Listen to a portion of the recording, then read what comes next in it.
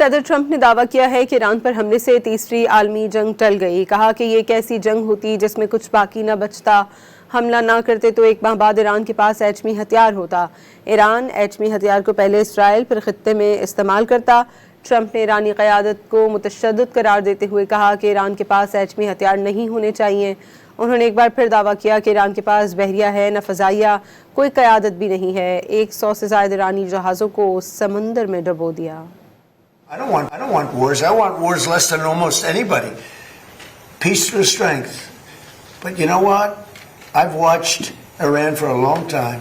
I've called them out 20 years ago when I was a civilian that liked watching the world.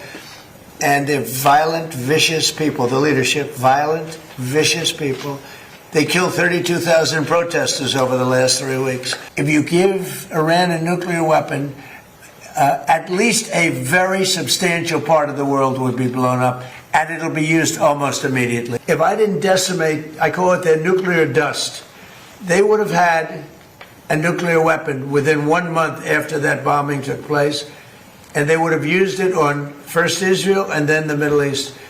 And you know that because all of those missiles that were launched against their neighbors were set long ago.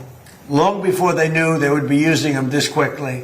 Had we not done this, you would have had a nuclear war that would have evolved into World War III.